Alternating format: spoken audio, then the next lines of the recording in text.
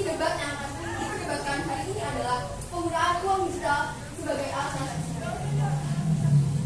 Sebelum debat dimulai, mohon izin saya sebagai moderator yaitu Zalfa Nadia, dan kemudian kita bisa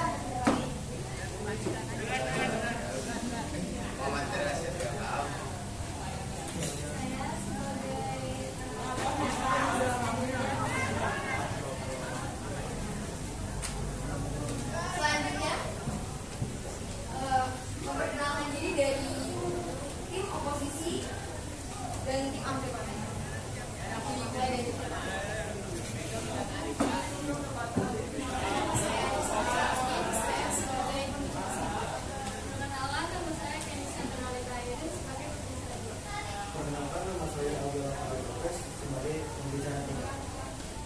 terima kasih kepada tim kami. Dilanjutkan dengan tim oposisi.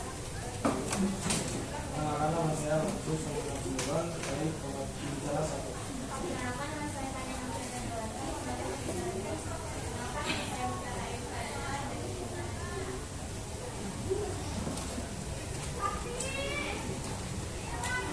Sebelum debatnya dimulai, saya akan membacakan untuk babak pertama dan untuk ketiga. Untuk babak pertama, narasumber pertama dari masing-masing kelompok akan memperkenalkan diri dan mengumpulkan alasan pro dan kontra terhadap topik yang diberikan dan diberikan waktu masing-masing 5 menit. Untuk sesi kedua, yaitu berebut untuk menyampaikan argumen. Kedua tim sudah siap untuk berdebat? Dimulai dari tim afirmatif, menyampaikan argumen.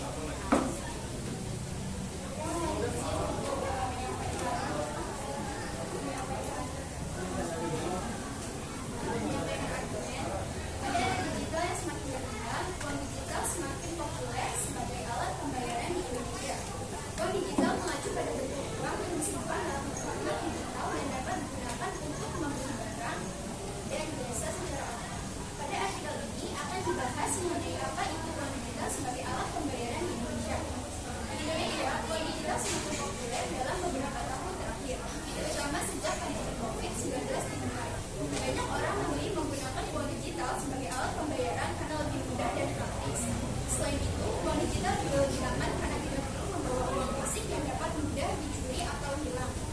Di Indonesia, beberapa contoh uang digital yang populer adalah e-wallet seperti Bayarin, OVO, GoPay, Dana, dan Linaja. Semua e-wallet ini memungkinkan pengguna untuk melakukan pembayaran secara online dengan menggunakan saldo yang disimpan di akun bank. Selain itu, banyak toko online juga menerima pembayaran dengan menggunakan uang digital seperti Bitcoin dan Ethereum.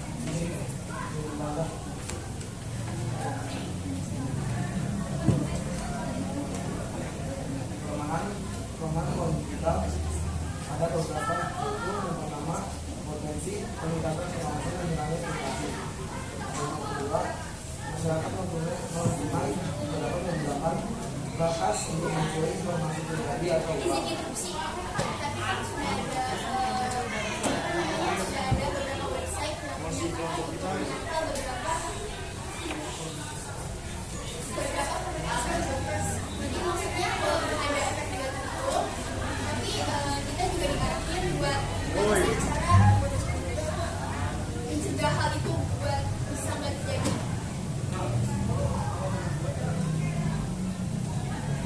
Pada tim oposisi ada yang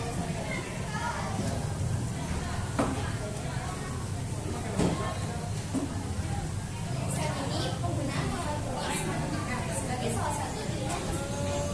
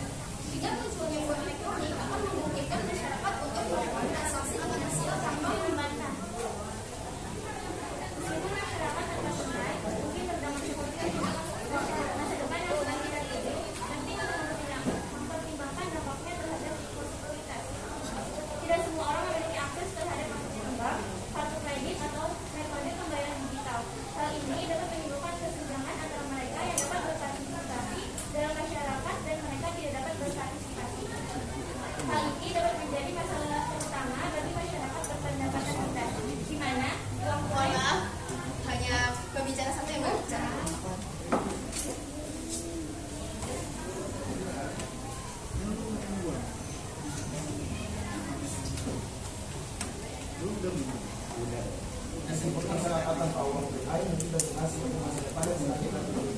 Penting untuk mempertimbangkan dampaknya terhadap inklusivitas. Tidak semua orang memiliki akses terhadap pemerintah, satu kredit atau untuk pembayaran digital. Dan hal ini dapat menimbulkan kesenjangan antara mereka yang dapat berpartisipasi dalam masyarakat dan mereka yang tidak dapat berpartisipasi. Hal ini dapat menjadi masalah terutama. Tapi kan selain kita bisa apa sih namanya mempertimbangkan kekurangannya, tapi secara lain juga banyak positifnya dari uang digital ini. Jadi menurut saya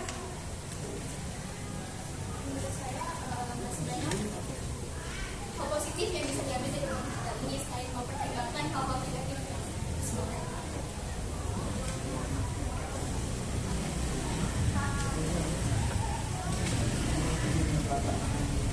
Selain itu, individu, individu atau individu yang rentan juga mungkin tidak sebelum dari masyarakat lingkungan. Karena mereka mungkin tidak begitu paham dengan metode pembayaran digital dan mungkin tidak memiliki akses terhadap teknologi yang diperlukan untuk menggunakannya. Namun, yang penting untuk dicatat bahwa tidak semua jenis kejahatan akan terhapuskan dengan adanya masyarakat lingkungan. Kejahatan dunia maya seperti pembatasan dan pencurian identitas mungkin menjadi lebih umum seiring dan semakin banyaknya transaksi yang dilakukan secara online. Mungkin bagi kita untuk terus mengembangkan dan meningkatkan langkah-langkah keamanan digital untuk mencegah terjadinya kejahatan ini. Terima kasih, waktu kelas habis. Selanjutnya, dipersilakan untuk pembicara 2 dari tim afirmasi untuk menyampaikan argumennya. Saya beri waktu 3 menit. Saat ini penggunaan uang elektronik semakin marak. Sebagai salah satu pilihan instrumen pembayaran non tunai selain kartu debit dan kartu kredit, uang elektronik bisa digunakan untuk melakukan pembayaran transaksi seperti berbelanja, bayar tol, tiket transportasi dan lain-lainnya. Era digital saat ini mengharuskan masyarakat cerdas dapat memanfaatkan kemudahan dan keefektifan dalam berinteraksi antara satu sama lain. Berbagai inovasi digital pada berbagai bidang membuktikan bahwa masyarakat juga turut andil dalam perkembangan zaman yang semakin modern. Perkembangannya, bisnis finansial teknologi juga ikut mempengaruhi munculnya perusahaan startup yang bergerak di sektor keuangan digital. Salah satu produk finansial digital tersebut adalah uang elektronik e-money. Dengan munculnya uang elektronik akan memungkinkan masyarakat untuk melakukan transaksi finansial tanpa menggunakan uang digital, menjalankan bisnis startup membuat para pelaku usaha yang berlomba-lomba melakukan inovasi dalam produk finansial digital, sebut saja GoPay dan GoPay. Maaf untuk kali tidak boleh interupsi. Uang elektronik menjadi salah satu alternatif pembayaran dalam sektor mikro seperti pembayaran tol, pembelian tiket, dan juga pembayaran market yang sudah menggunakan sistem pembayaran uang elektronik. Uang elektronik menawarkan kemudahan dan kecepatan dalam melakukan transaksi. Uang elektronik sangat efisien dalam penggunaannya. Meskipun demikian, masih banyak masyarakat Indonesia yang belum menggunakan fasilitas ini. Dan hal ini dibuktikan dengan masih banyaknya penggunaan uang cash untuk membayar barang atau jasa. Padahal sasaran utama dari Bank Indonesia adalah menerbitkan uang atau jasa. Padahal sasaran utama dari Bank Indonesia menerbitkan uang elektronik adalah meminimalkan penggunaan uang tunai di kalangan masyarakat dalam transaksi sehari-hari. Konsumen penggunaan uang elektronik saat ini umumnya didominasikan oleh masyarakat kelas menengah hingga menengah atas maupun masyarakat yang sudah melek teknologi. Dengan kehadiran pembelajaran modern seperti ini, masyarakat pun dimanjakan oleh kekayaan dan kemudahan dalam transaksi jual beli. Untuk memudahkan berbelanja kebutuhan di pusat berbelanja modern, maka dibutuhkan pula alat transaksi pembayaran modern yang memudahkan para konsumen dan transaksi, yaitu menggunakan transaksi non tunai. Selain menjalankan berbagai convenience store yang ada di Indonesia, transaksi non tunai juga didukung dengan perubahan pola hidup masyarakat modern saat ini. Berkembangnya sistem perekonomian nasional untuk perekonomian global membuat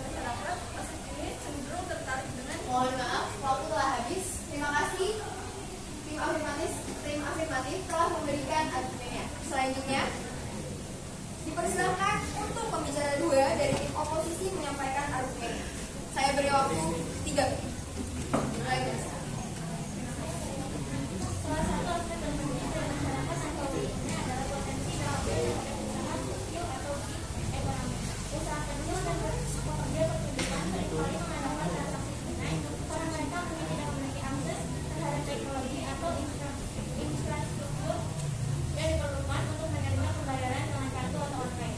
Dalam masyarakat tanpa uang tunai, pelaku bisnis dan pekerja bisa saja tertinggal, sehingga menyulitkan mereka untuk bertahan dan berkembang. Selain itu, biaya penerimaan pembayaran digital dapat menjadi beban bagi usaha dengan margin keuntungan terbatas.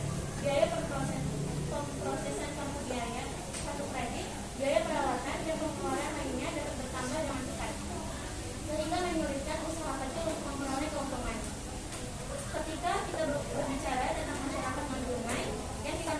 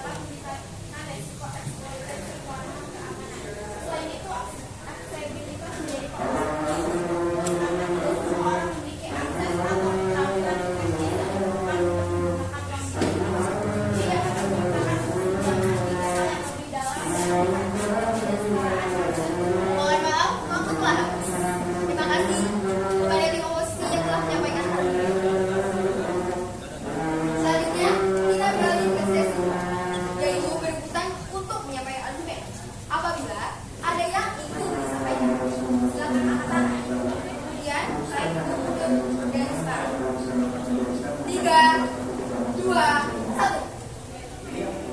Silakan di komposisi untuk mengira ini. Meskipun masyarakat tanpa uang tunai mungkin dapat seperti cara yang aman untuk melakukan transaksi, ada juga beberapa kelemahan yang perlu dipertimbangkan. Salah satu kekhawatirannya adalah masalah eksklusif. Tidak semua orang memiliki akses terhadap metode pembayaran digital seperti rekening bank atau telepon pintar, sehingga menyebabkan orang-orang tersebut berada dalam posisi yang merugikan dalam masyarakat tanpa uang tunai. Hal ini dapat semakin memperdalam kesenjangan finansial antara kelompok kaya dan miskin yang merupakan masalah etika utama.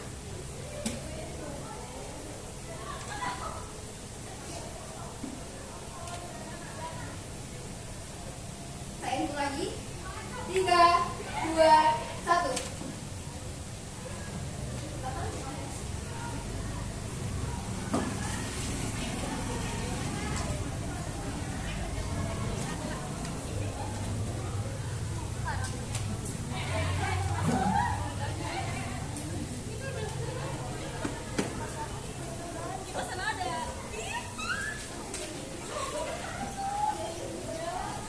Saat ini, bertransaksi dengan non tunai sudah dapat digunakan secara luas di berbagai tempat, mulai dari pembelian pulsa, belanja di mal, hingga pembayaran listrik dan air.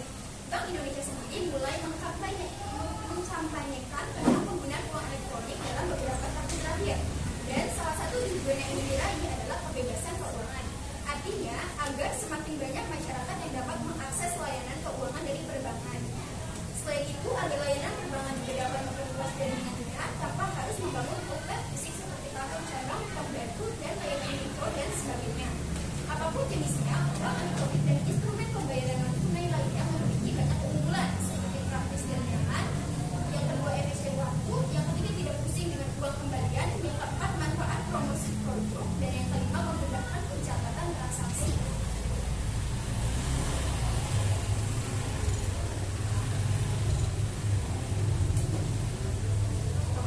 Saya ulangi kembali. Apabila ada yang ingin disampaikan, silakan angkat tangan. Kemudian saya hitung dulu dari 3, 2, 1. Oke, silakan di komposisi untuk menyampaikan argumen.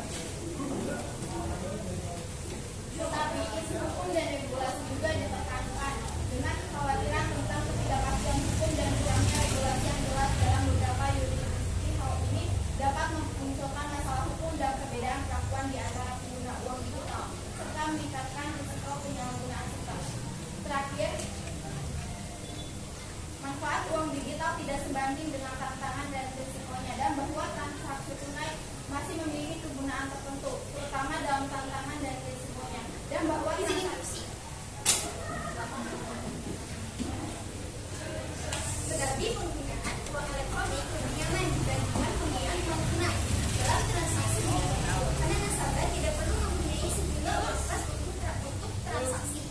Selain itu, uang elektronik juga akan mempengaruhi industri jasa keuangan di masa depan dan mampu mengurangi barrier dalam mengakses industri jasa keuangan. Penggunaan uang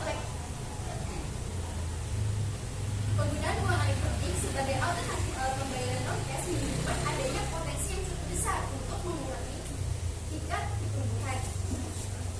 Penggunaan uang elektronik juga menawarkan transaksi yang lebih cepat dan nyaman dibandingkan dengan uang tunai, khususnya untuk transaksi yang bernilai kecil atau micropayment. Keamanan dan kecepatan transaksi ini tentunya menjadi sebuah komoditi yang diperlukan dan cukup efektif. Silakan di komposisi. Meskipun masyarakat tanpa uang tunai itu jelas kemudian masa depan yang sedang kita tuju. Penting untuk mempertimbangkan dampaknya terhadap inklusivitas. Tidak semua orang memiliki akses terhadap rekening bank, kartu kredit, atau metode pembayaran digital. Dan hal ini dapat menimbulkan kesulitan dengan mereka yang dapat berpartisipasi dalam masyarakat dan mereka yang tidak dapat berpartisipasi. Hal ini dapat menjadi masalah terutama bagi masyarakat yang pendapatan rendah, di mana uang tunai seringkali menjadi metode pembayaran utama. Tanpa akses terhadap uang tunai, mereka mungkin kesulitan membeli barang dan jasa dasar, sehingga semakin sulit untuk keluar dari lingkaran distribusi. Berikut adalah beberapa implementasi uang digital di Indonesia dalam era digitalisasi, kemudahan dan efisiensi transaksi. Salah satu implementasi positif uang digital di Indonesia adalah kemudahan